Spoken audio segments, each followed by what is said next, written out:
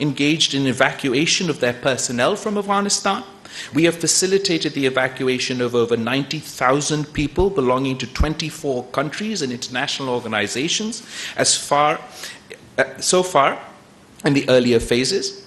The ongoing conflict in the Ukraine was also discussed. Pakistan has continuously emphasized the principles of the United Nations Charter, including self-determination of peoples, non-use or threat of use of force, respect for sovereignty and territorial integrity of states, and peaceful settlement of disputes. Pakistan remains concerned about the well-being of the Ukrainian people. Reports of civilian casualties, massive outflow of refugees, and internally displacement of peoples are disturbing. In solidarity with the people of Ukraine, Pakistan has sent 4 plane loads of relief assistance, including medicine and food items. The Ukrainian conflict has shown how interlinked today's world is, as ramifications of a conflict on the European continent are being felt in Pakistan in the form of rising fuel and food prices. Since the conflict started, we have been in regular contact with the leadership of Ukraine and Russia, as well as the European Union and other European partners, urging continued dialogue and diplomacy in the pursuit of peace. We once again emphasize the indispensability of the immediate cessation of hostilities and constructive engagement. Pakistan fervently hopes that a solution would be found through dialogue and diplomacy at the earliest possible. We also discussed the continuing human rights violations in Indian-occupied Jammu and Kashmir, the rising tide of Islamophobia across India, and risks posed by the developments for regional as well as international peace and security. In the latest incidents, derogatory remarks made by 2 senior officials of India's ruling BJP party by the Holy Prophet, peace be upon him, deeply offended the sentiments not only of Muslims in Pakistan, Muslims within India, but Muslims across the world. And I emphasize that sustainable peace in South Asia remains contingent upon the peaceful resolution of the Jammu and Kashmir dispute in accordance with the relevant UNSC resolutions and the wishes of the Kashmiri people. Pakistan has close cooperations with Germany in a number of areas, and we desire to expand it further to other areas of mutual benefit of our 2 countries. I conclude by thanking the Foreign Minister for her visit, and I look forward to continuing to work with her towards regional peace and for further deepening our bilateral ties. I will now give the floor to the Foreign Minister of Germany. Thank you very much, ladies and gentlemen, Excellency, dear colleague. Thank you very much for the friendly and warm welcome here in Islamabad. We are meeting today in a time of multiple crises. The Taliban, as you have mentioned, have brought incredible suffering and hunger to the people in Afghanistan. But the crisis has consequences far beyond its borders, and no country has felt the impact more severely than your country, than Pakistan. Furthermore, Russia's invasion of Ukraine is not only threatening the foundations of our international order. Russia's restriction on wheat exports and its siege of Ukrainian ports have sent food prices skyrocketing. Few countries import more wheat from both Russia and Ukraine than Pakistan. And the climate crisis is the biggest threat and the greatest challenge for humanity as a whole in the 21st century, and it is affecting our countries already. These crises mutually reinforce each other, and therefore we cannot deal with them separately, but we must tackle them all at the same time. We have to work together and support each other, and this is also why I'm here today. Today we discussed at length the situation in Afghanistan. Over the last years and decades, millions of people fled Afghanistan in search for a better and safer life. Successive governments and the Pakistani people have shown a big heart by selflessly welcoming these people inside your borders and by providing them with food, shelter, and a chance for a better future. I know that this was not always easy. It is an enormous task that Pakistan is shouldering on behalf of the whole international community, and it deserves our solidarity and support. I came here today to tell you we see your engagement, and Germany remains committed to continuing our support for Pakistani host communities along with people who had to flee Afghanistan. We want to work together with your government, the Pakistani people, and our international partners to improve their living conditions and provide access to education and decent health care. When we look across the border, the situation is dire, and as you have mentioned, the Taliban are leading the country into a downfall. Parents do not know how to feed their children. Girls are deprived of their right to education. Women are almost excluded from participation in public life. Dissenting voices are brutally suppressed. The economy is grinding to a halt. The international community must stand united and together tell the Taliban loud and clear, you are heading in the wrong direction. As long as they go down this path, there's no room for normalization and even less for recognition of the Taliban as the legitimate rulers of the country. At the same time, we will not forget and we will not abandon the people of Afghanistan. It is not the fault of the people that the Taliban government overthrew the government and since then have tightened their grip on the Afghan society.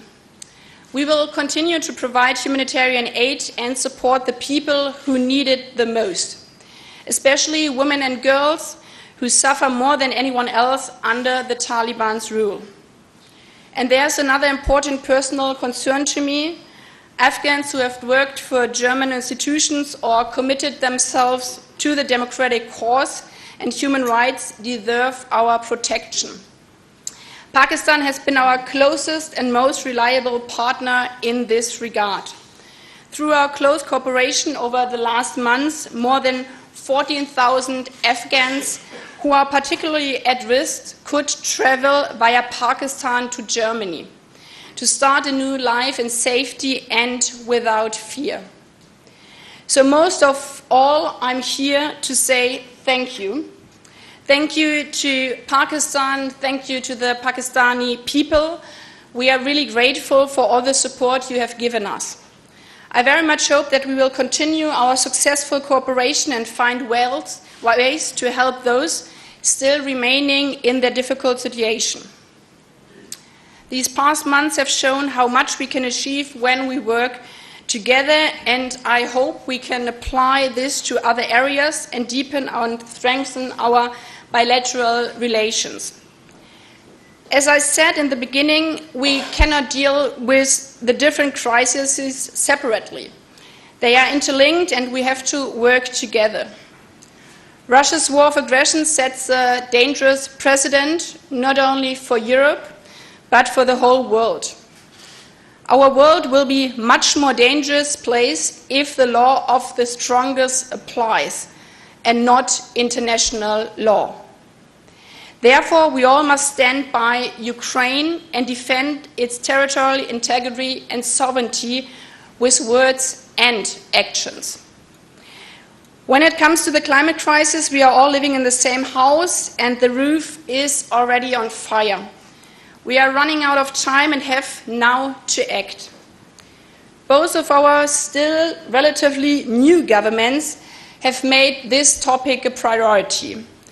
And I hope that Pakistan, as G77 chair, will participate at the Petersburg Climate Dialogue, which we are co-hosting with Egypt in July in Berlin. Last year, Germany and Pakistan established a joint climate and energy partnership. We want to build on this partnership, move forward with the energy transition, and lift our bilateral climate cooperation to the next level. We also discussed opportunities for increased trade and investment between our countries, particularly in the field of renewable energy. I'm convinced that successful economic integration depends on common values and standards. That is why, with regard to EU trade preferences, full implementation of human rights commitments is crucial. I will also have the opportunity to discuss this with civil society representatives later today. Experience shows in your country, in my country, that women's rights are an important indicator for the state of human rights and for well-being in a society as a whole. That is why I'm looking forward to visiting a police station focused on combating gender-based violence tomorrow. Dear colleague, Excellencies, faced with multiple crises, we only have a fighting chance if we exchange ideas, discuss openly and frank, and cooperate closely. I'm optimistic that our meeting today has laid the groundwork for our successful cooperation in the future, and thank you again for the warm welcome here in Islamabad. Thank you, Foreign Ministers. The Ministers would have time to take a couple of questions. I propose to take questions alternatively from our colleagues from Germany and Pakistan. And let me start by giving the question to a gentleman on the right. Please introduce yourself and also to whom you are addressing the question. Yeah, my name is Jörg Blank from a German press agency, DPA, and the first question goes to Ms. Baerbock. What can be done to help the people of Afghanistan while increasing pressure on Taliban at the same time? And the second question to Mr. Sadari.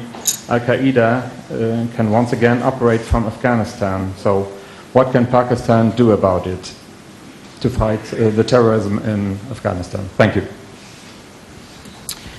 Thanks for your question. It is crucial that the Taliban hear the same message from all of us, and that's why we discussed the situation in Afghanistan very extensively. We are facing a humanitarian disaster, and this is also why we, both countries, continue to provide humanitarian aid, because we cannot let people starve. But anything else above humanitarian aid must be strictly conditionalized. We see, in my point of view, that the Taliban are heading towards the wrong direction, and therefore it is also crucial that economic supports need to be conditionalized with regard to the basic rights of the people. But this is also part of foreign policy. We have to be very honest. Our influence on what happens inside Afghanistan is very limited. It depends on the Taliban making rational choices in their own economic interest, and that is not what they are doing right now, and therefore we are supporting the people of Afghanistan with humanitarian relief and bringing out those who are endangered by their life. I'm going to address all three of your questions because I think it highlights sort of the main expectations from Pakistan and the international community from Afghanistan. One is dealing with the humanitarian economic crisis, and then, as you said, terrorist activity from Afghanistan vis-a-vis Al-Qaeda. We have in Pakistan been facing the brunt of terrorism and extremism over the past many decades, and so have, of course, the people of Afghanistan. It is in our interest and in the world's interest that there is a peaceful and stable Afghanistan that does not have its soil used for terrorist activities within the international within the region or anywhere else in the world. There are questions as far as the capacity of the new regime to tackle this problem, and it is important for us to engage with them, as far as our security concerns are concerned, or terrorist activity from any group impacting any country is concerned. But what I must emphasize is that Pakistan is not only a victim of terrorism. I am a victim of terrorism.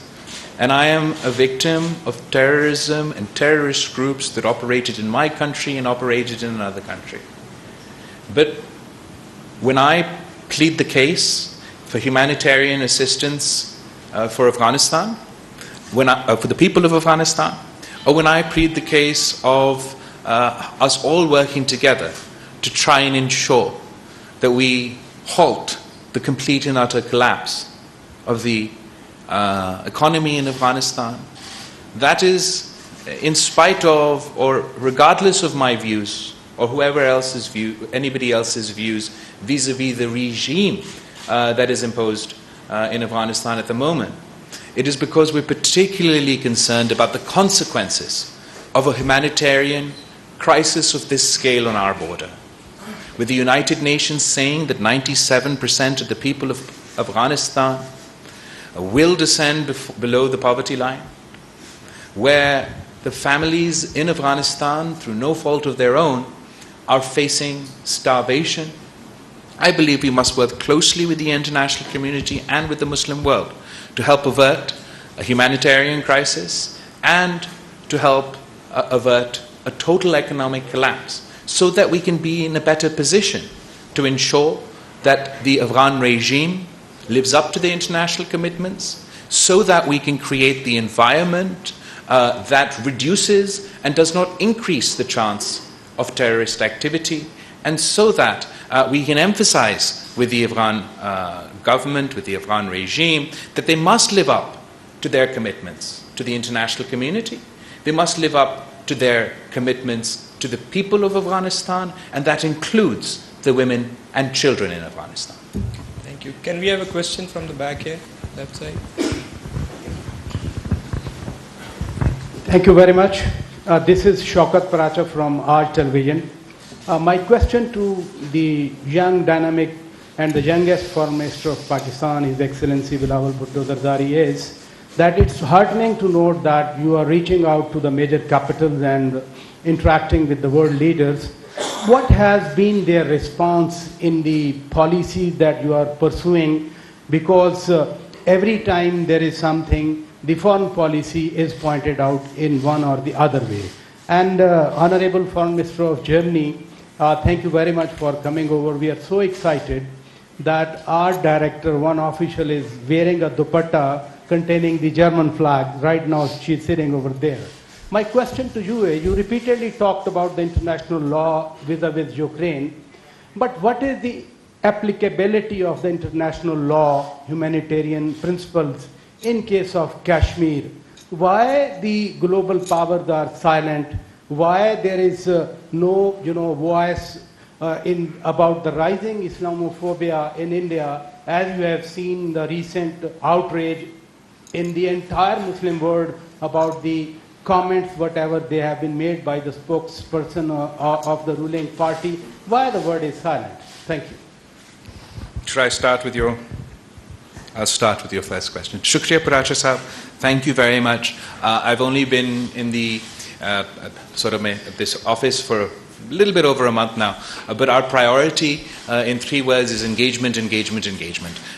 We feel that if you don't talk with the world, if you don't engage the world, you can't put across Pakistan's view, you can't convince them, their societies, their leaders, their parliamentarians, their civil society. If Pakistan refuses to engage the world, then we must forget about being able to convince the world and achieve our objectives on a foreign policy front. Other than that, my priority is to focus on economic relations. We're working towards a pivot in Pakistan's diplomacy, towards economic diplomacy. We're encouraging a reset of our relationship with countries across the board, given the transition in government, and we're focusing on a more nuanced foreign policy, but our emphasis is trade over aid. Our emphasis is enhancing economic cooperation. As I mentioned earlier today, Germany and Pakistan's economic bilateral relations are great, but we want to get more out of our relationships. And the major priority for me as Foreign Minister of Pakistan is how can I ease the economic difficulties of my people.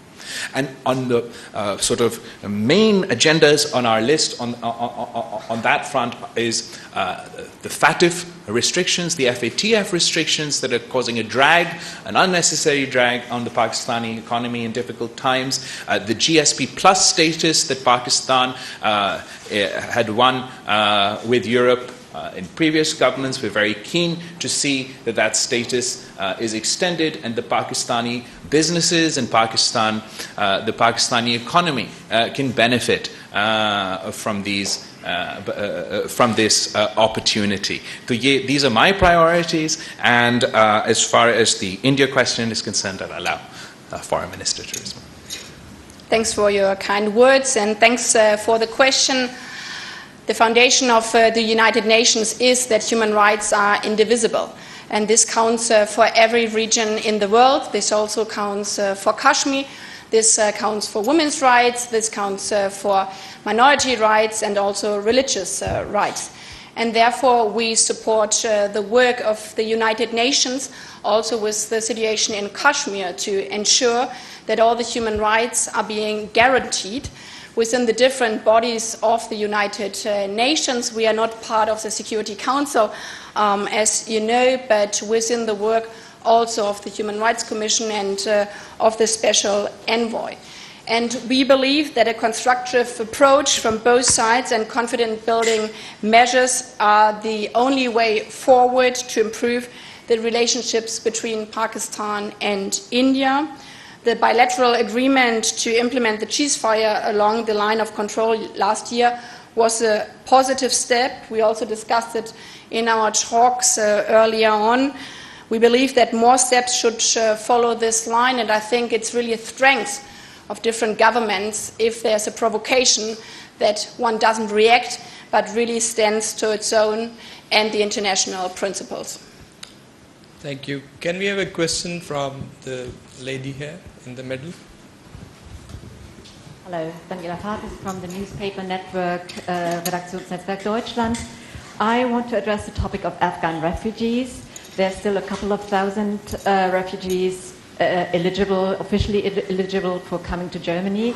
Did you agree on a way and on a time when these people can come to Germany, and how is Pakistan helping with that?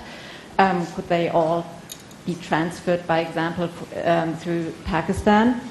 And also, sir, what do you expect in exchange from Germany for helping in this issue? And Ms. Baerbock, humanitarian organizations do criticize that the conditions for being able to come to Germany for Afghans are too strict, are too narrow.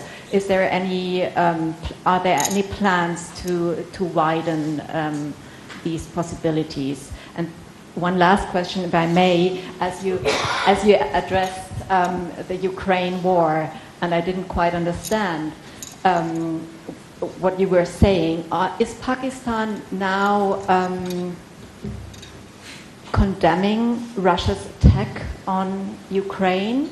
And do you ask Russia to withdraw its troops? Thank you for your questions. I'll start with the Afghan refugees. Pakistan has a long history in hosting Afghan refugees and helping with the refugee crisis as a fallout of the first conflict, and unfortunately the threat of a major refugee fallout not only for Pakistan but for the international community if the humanitarian and economic crisis increases is extremely grave. We've been from day one, from before the fall of Kabul, after the fall of Kabul, and up until this point, we're working with many countries within the EU, the international community, and anyone and everyone really who are working around the clock to either get their citizens or those who worked with them to their countries. And we're hoping that the third phase of our for these transit refugees from Afghanistan to Germany will happen very, very soon. And at the moment, as we speak, I believe that there's something, there's a procedural, the summary on this issue is being circulated in our cabinet, so it should be only a matter of time that we can move forward on the third phase of the transit Afghan refugees. As far as what Pakistan expects in exchange, we expect nothing.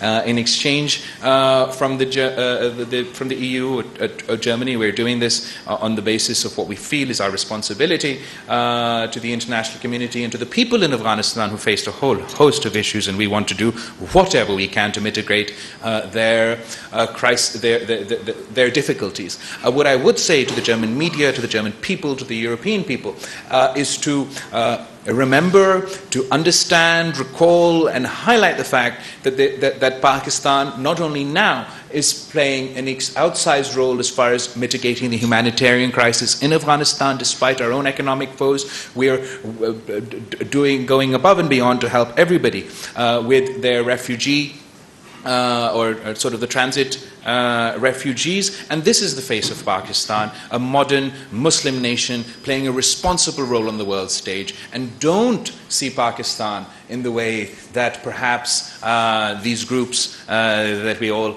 have our own views on would sort of, that the impression or the perception that Pakistan has in the international media is often colored by the activities of these groups rather than the activities of the people of Pakistan. As far as Ukraine is concerned, Pakistan has not changed its position.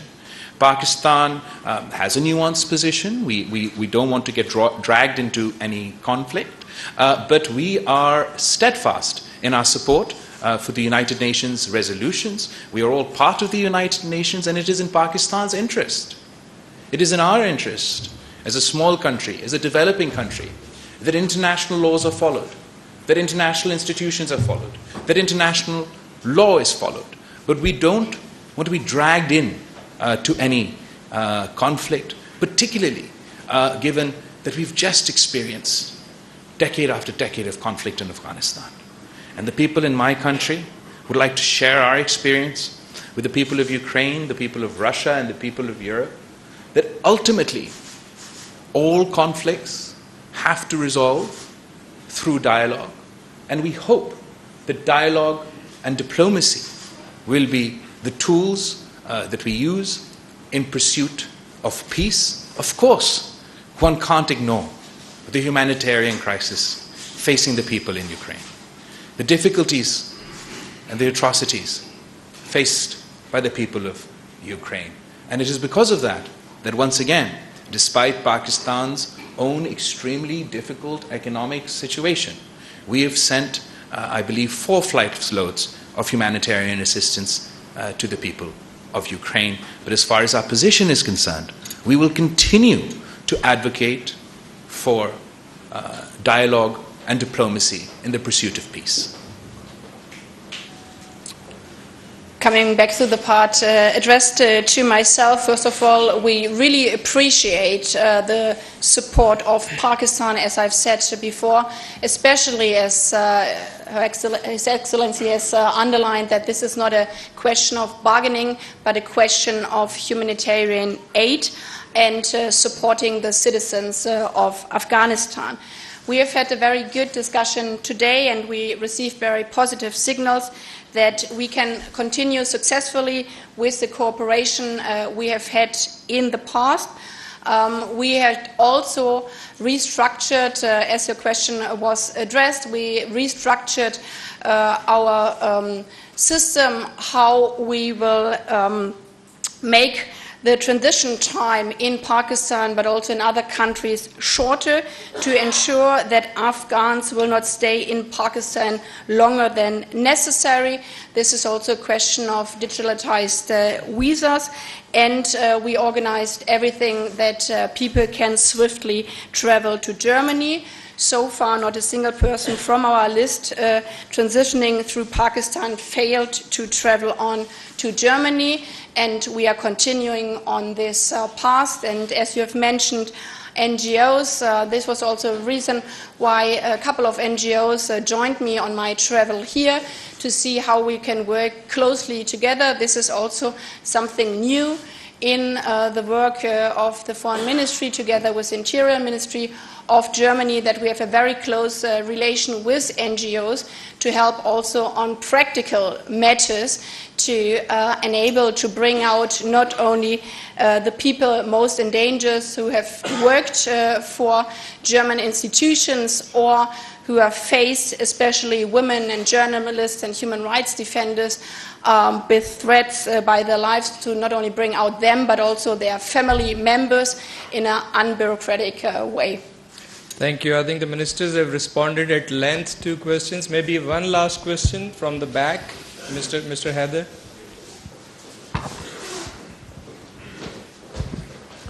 Thank you, Mateen Heather, GTV. Question to Foreign Minister Bilawal Bhutto Zardari. You said that it's a time to pursue diplomacy and to resolve conflicts through peaceful means. So the first question is in the context of regional peace. And you have said you have more than 1 month in power and taking so many initiatives, economic and other. Are you taking any initiative to resolve Jammu and Kashmir issue, and any hope for the resumption of dialogue with India so that these all issues could be addressed through dialogue and talks? And beyond writing letters to different international organizations on rising Islamophobia in India, what other steps could be taken to bring India under pressure to stop these things? And to German Honorable Foreign Minister, of course, you might have sought Pakistan's support on Ukraine. Pakistan has no other options to go for economic cooperation with Russia and with China. Would you propose and suggest what are the other alternate means of getting economic cooperation, energy, trade and these all things? When Pakistan gets closer to Russia and China, of course, this is not acceptable to the Western community. So Pakistan doesn't have any other options. So on this front, how Germany, being an economic part of Europe, could assist and cooperate with Pakistan? Thank you so much. Thank you for all your questions. I'm going to start from the end and go back. Pakistan wants to engage with the entire world. We are neighbors with China. We have a long-standing relationship with them. Lekin jaise aapko pata hai, you must know that Pakistan has played a very unique role within the context of China and international cooperation. In fact, Pakistan's role in establishing diplomatic relations between China and the United States is now part of history. We played a very important role in increasing cooperation, increasing engagement, and in fact establishing those diplomatic relations. So today I see Pakistan's role as not trying to aggravate any regional conflict or any conflict at all. We want to continue our engagement, but also play that role as a bridge. And from our perspective, from our national